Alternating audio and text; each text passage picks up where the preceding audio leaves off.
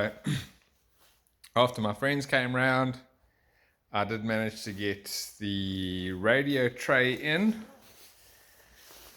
I'm going to have to swap that around. I got that on the wrong way around. But I have my my dead plug. There's the battery lead for the dead plug, my throttle servo, got my tank in, got the side pods in, another side pod, got the tank in. So basically what I'm doing is a little bit every night after work. Sorry for you, Damien. The drive crash repair repeat bar, the new V2. Unfortunately, I had to take the green off. Green will just not do. Sorry, bud. So what I'm doing is I have got my 30° north cage. I have got 1x instructions and the first lot of stuff set out. So I'm going to set about start building the cage for the Outlaw. Bunches of more stuff has happened. I am just about to drill the side pods to fit my kill switch. So it's a High-Electronics kill switch. And what I've done is I enlarged the plug sensor connection. So this should give me a temperature and RPM. So I'm hoping that it's going to work. There's no guarantees. I mean, I didn't remove the little lug. I just enlarged it while this was all connected. So I'm hoping that's going to work. So I'm going to connect that up there.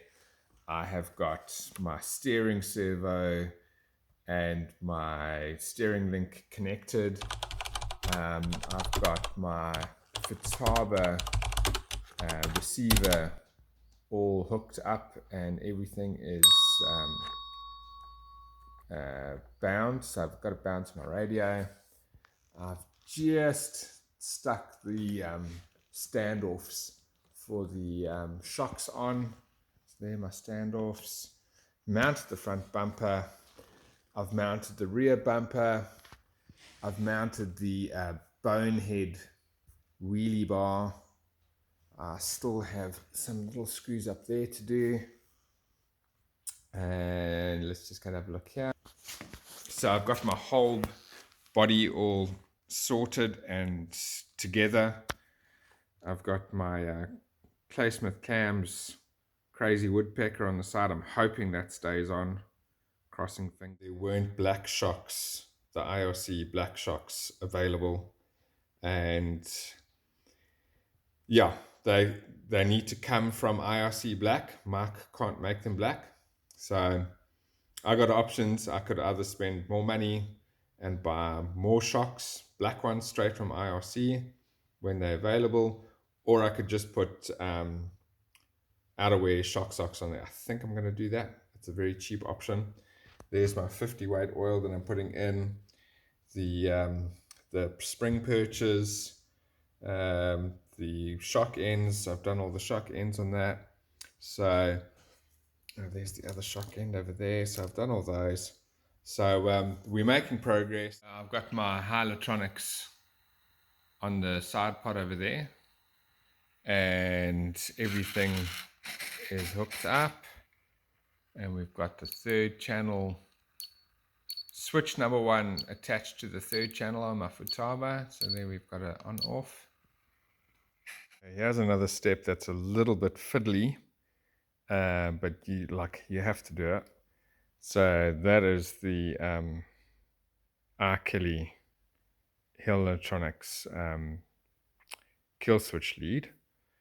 And then the way this coil is set up, it only has one spade connector. And normally on these kind of coils, there's like a connect on the other side.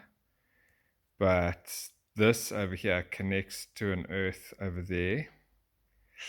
And it's got a little eye connector on the end of the cable to go through the bolt. And unfortunately, I'm feeling a bit lazy and I didn't want to go down to the hardware store and pick up. So what I did is I just landed up cutting the connections off the Hill Natronics one, and I opened these connectors and rejoined them. So there's my kill switch going through there. But what another thing that I noticed here that's quite amazing is, how's that for attention to detail? I mean, that is a piece that potentially you're only ever going to see if you take the starter off. And Mark has gone and put a little bit of a custom touch just there. I had to cut a giant piece of the side pod out, so otherwise the starter just was getting in the way. But yeah, so a lot of stuff has happened.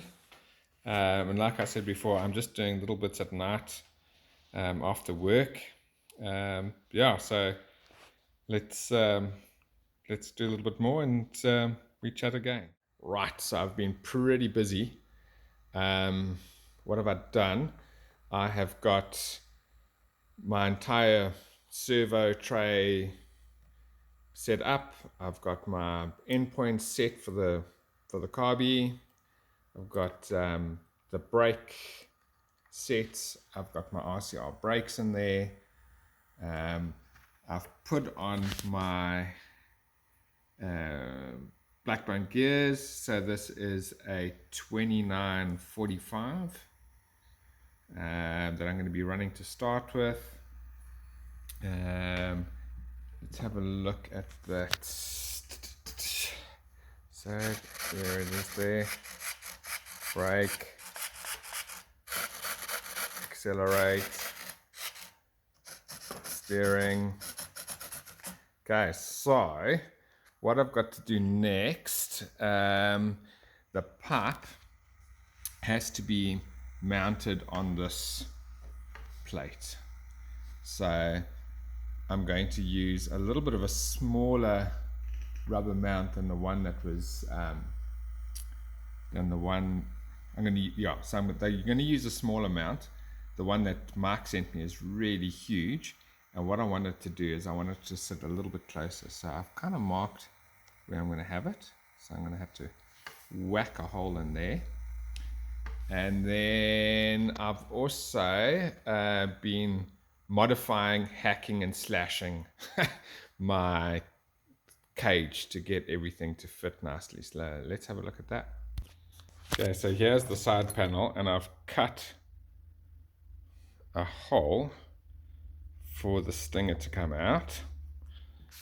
And then obviously it's going to be coming on this side over here, so I've cut the center bit of that panel out so the exhaust can fit through there. I've had to trim a bit of that corner off over there to get that to fit. And then